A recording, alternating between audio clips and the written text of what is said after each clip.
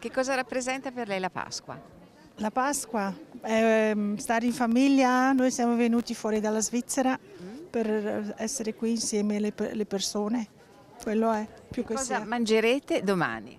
Non sappiamo ancora, decidiamo al momento perché era già tutto occupato, è tutto pieno. Nonostante la crisi, nessuno rinuncia a consumare il pranzo pasquale fuori casa. Ristorante o agriturismo che sia, il piacere del convivio spensierato è una tradizione che si rinnova anche nel bellunese. Difficile trovare un posto a sedere nei locali della provincia, un segno senza dubbio positivo dell'avvio della bella stagione, sia pur con le cime ancora innevate.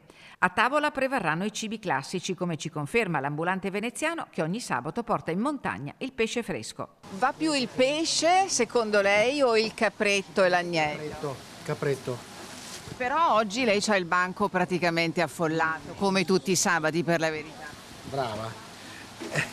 Però io ho visto le macellerie, sono tutte piene, quindi va più il capretto. Noi mangeremo pasticcio, varie crespelle e costolette d'agnello.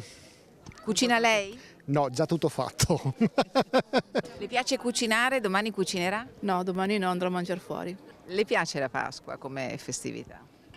Preferisco il Natale. E cosa rappresenta la Pasqua? Beh, la Pasqua rappresenta dal punto di vista cristiano-cattolico la festa principale, la risurrezione di Gesù. Noi come famiglia naturalmente parteciperemo ai riti pasquali, una festa in comune tra tutti assieme. Brindate alla Pasqua? Sì, prendiamo la Pasqua, noi ci prendiamo avanti, sai? Sì. E vabbè, insomma, siamo... Cos'è, Antena 3? Sì. Sì. Lei che cosa mangerà domani, lo sa già?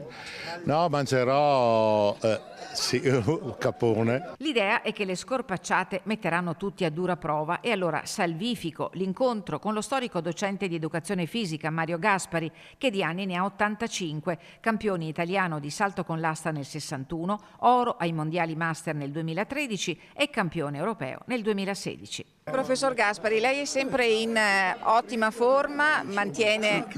Cerco di mantenermi come posso, data anche l'età e tutto quanto. E può dare anche qualche consiglio a chi domani deciderà di abbuffarsi alla tavola pasquale per mantenersi in forma? Attività motoria, mangi, passeggiata, domani è una bella giornata e quindi viva il sole.